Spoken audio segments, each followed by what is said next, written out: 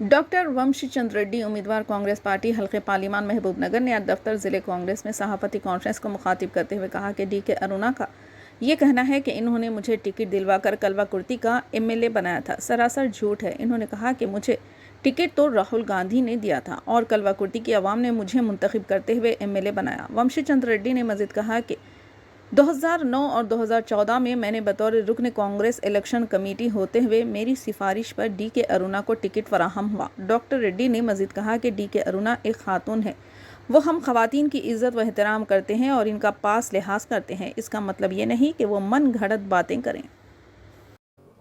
మనం రాజకీయాల్లో ఉన్నాం కాబట్టి మన ప్రత్యర్థుల వ్యవహార శైలి బట్టి మనం కూడా మారాల్సినటువంటి పరిస్థితులు రాజకీయాలలో ఉత్పన్నమవుతాయి. ఆ పరిస్థితే ఇవాళ నన్ను ఈ పాత్రికేయ సమావేశం పెట్టడానికి ముఖ్య కారణం. రెండు విషయాలు వారు గత 2-3 రోజుల్లో ప్రస్తావించడం జరిగింది. మరి సోయి ఉండి మాట్లాడినరా సోయి లేకుండా మాట్లాడినరో తెలియదు, కానీ నన్ను ఆమెనే ఎమ్మెల్యే చేసిందని మాట మాట్లాడింది ఏదో పాత్రికేయ సమావేశంలో. ఇట్లాంటి మెడకాయ మీద తలకాయ లేని మాటలు మాట్లాడితే గౌరవంగా ఉండదు అని డీకే అరుణ గారికి నేను కాంగ్రెస్ పార్టీ నాయకునిగా నేను హెచ్చరిస్తున్నా. మనం రాజకీయాలలో ఉన్నప్పుడు మనం బాధ్యతతో మాట్లాడాలి, బాధ్యతతో వ్యవహరించాలి.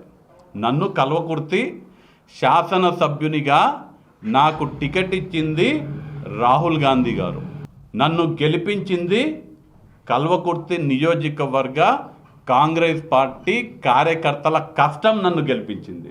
2014లో కాంగ్రెస్ పార్టీలో టికెట్లు నిర్ణయించేటువంటి ప్రదేశ్ ఎలక్షన్ కమిటీ, ఎవరికి టికెట్లు ఇవ్వాలనే నిర్ణయించేటువంటి ప్రదేశ్ ఎలక్షన్ కమిటీలో డీకే అరుణ లేదు, వంశీ చంద్ర రెడ్డి ఉన్నాడు.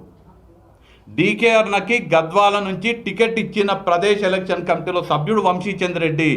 వాస్తవాలు మాట్లాడితే 2014లో డీకే అరుణకు టికెట్ ఇప్పించిందే వంశీ చంద్ర రెడ్డి అని నేను చెప్తా. ఎందుకంటే నేను ప్రదేశ్ ఎలక్షన్ కమిటీలో సభ్యుడిని. ప్రదేశ్ ఎలక్షన్ కమిటీ నుంచి డీకే అరుణ పేరు సిఫారసు చేస్తేనే సెంట్రల్ ఎలక్షన్ కమిటీ డీకే అరుణ గారికి గద్వాల నుంచి శాసనసభకు పోటీ చేయనికే టికెట్ ఖరారు చేసిండ్రు. మొన్న జరిగిన శాసనసభ ఎన్నికల్లో మీ గద్వాలలో ఏమైందో చూసుకో తల్లి, పట్టుమని 7,000 ఓట్లు రాలేదు. నీ పరువు పోయింది గద్వాల. పరువు పోడే కాదు, గద్వాల జనం అంతా కూడా చీదరించుకుంటున్నారు. కేవలం గద్వాల జనాలే కాదు, ఈ ప్రాంతంలో ఉన్నటువంటి బడుగు బలహీన వర్గాల వాళ్ళందరూ, బీసీ బిడ్డలందరూ కూడా డీకే అరుణ బీసీల ద్రోహి అని కుండ బద్దలు కొట్టి మరీ చెప్తున్నారు. నువ్వు మన గద్వాల్లో చేసిన వ్యవహారాన్ని బట్టి మీరు చెప్తారు కదా, మీది బంగ్లా రాజకీయము, మీ కుటుంబానికి 30,000 ఓట్లు 40,000 ఓట్లు నా పేరు చూసి ఓట్లు వేస్తారని. ఎక్కడ పోయినాయి మన గద్వాల ఆ ఓట్లన్నీ? గద్వాల్లో మీరు ఒక బీసీ బిడ్డకు టికెట్ ఇప్పించుకొని మీ స్వార్థం కోసం, మీ కుటుంబం స్వార్థం కోసం మీ అల్లుడైనటువంటి కృష్ణమోహన్ రెడ్డికి పూర్తి మద్దతు ఇచ్చి భారతీయ జనతా పార్టీకి వెన్నుపోటు పొడిచి, ఒక బీసీ బిడ్డకు వెన్నుపోటు పొడిచి మీ రాజకీయ కుతంత్రాలని బయట పెట్టించుకున్నారు. ఇవాళ మహబూబ్ నగర్ ప్రాంత ప్రజలందరూ కూడా మీ యొక్క బీసీ వ్యతిరేక ఓటమికి మీరు కుట్రలు చేసినరో అన్నీ కూడా బహిర్గతం చేస్తానని నేను ఈ సందర్భంగా తెలియజేస్తున్నా. డీకే అరుణ కాంగ్రెస్ పార్టీలోకి రాకముందు నుంచి వంశీ చంద్ర రెడ్డి ఏఐసిసి మెంబర్గా ఉన్నాడు. నేను 2006 నుంచి అఖిల భారత కాంగ్రెస్ కమిటీ సభ్యునిగా వంశీ చంద్ర రెడ్డి ఉంటే, డీకే అరుణకి 2014 దాకా అఖిల భారత కాంగ్రెస్ కమిటీల సభ్యత్వమే లేదు. నా తర్వాత అంటే నేను ఏఐసిసి సభ్యుడిని అయిన తర్వాత 8 ఏళ్ల తర్వాత డీకే అరుణ ఏఐసిసి సభ్యురాలైంది. నాకన్నా కాంగ్రెస్ పార్టీలో డీకే అరుణ జూనియర్. 2009లో నేను సిఫారసు చేసే టికెట్ వచ్చింది ఆమెకి, 2014లో నేను సిఫారసు చేస్తే ఆమెకు టికెట్ వచ్చింది. ఆమె ఏదో నేనేదో గొప్పదాన్ని, నాకు పెద్ద పెద్ద కిరీటం ఉందని చెప్పుకుంటుంది. మహిళని గౌరవిస్తున్నాం కాబట్టి ఆ గౌరవాన్ని కాపాడుకోవాలని నేను వారికి సూచన చేస్తున్నా. ఇట్లాంటి దొంగ మాటలు, ఇట్లాంటి పిచ్చి పిచ్చి మాటలు, నేను ఆడ గెలిపించినా ఈడ గెలిపించినా అని మల్లగిన మాట్లాడితే మంచిగా ఉండదని నేను హెచ్చరిస్తున్నా. ఈమెకు మొదట రాజకీయ భిక్ష పెట్టింది కాంగ్రెస్ పార్టీ. కాంగ్రెస్ పార్టీ గద్వాల నిలబడితే ఓడిపోతానే భయంతో కాంగ్రెస్ పార్టీ దగ్గరకు వస్తే కొల్లాపూర్కి దోలుకుపోయి పాన్గల్ల జెడ్పీటీసీ టికెట్ ఇచ్చి పాన్గల్ల కాంగ్రెస్ పార్టీ కార్యకర్తలు కష్టపడి నిన్ను జెడ్పీటీసీగా గెలిపించారు. మర్చిపోయినావు అర్ణమ్మ? పాన్గల్కి నువ్వు లోకల్ ఎట్లయినావు తల్లి? నా పుట్టినిల్లు నారాయణపేట, నా అత్తగారిల్లు గద్వాల అన్నావు. మళ్ళీ పాన్గల్ ఎందుకు పోటీ చేసినావు? ఆ రోజు నారాయణపేటలో ఎందుకు పోటీ చేయలే? గద్వాలు ఎందుకు పోటీ చేయలే? ఆడ జనాలు ఓడగొడతారని కాంగ్రెస్ పార్టీ దగ్గరకు వస్తే పాన్గల్కి తీసుకుపోయి పాన్గల్లో గెలిపించింది కాంగ్రెస్ పార్టీ. అట్లాంటి కాంగ్రెస్ పార్టీకి వెన్నుపోటు పొడిచిన నీచ రాజకీయ నాయకురాలు డీకే అరుణ.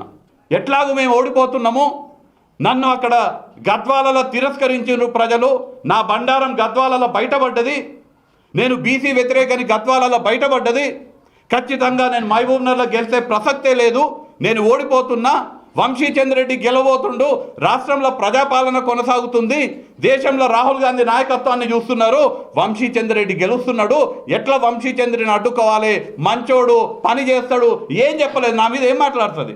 ఆమెలాగా పూటకు పార్టీ మారినోని కాదు.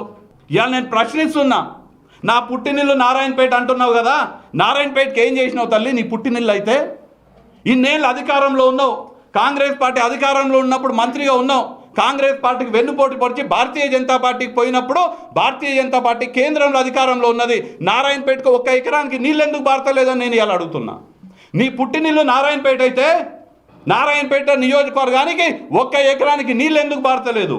ఇవాళ నేను గర్వంగా చెప్తున్నా, మేము అధికారంలోకి వచ్చినామో నారాయణపేటని సస్యశ్యామలం చేయనికే నారాయణపేట కొడంగల్ ఎత్తిపోతల పథకం జీవో నెంబర్ 14 2945 కోట్ల రూపాయలతోటి కోస్గిలా మేము భూమి పూజ చేసినాము.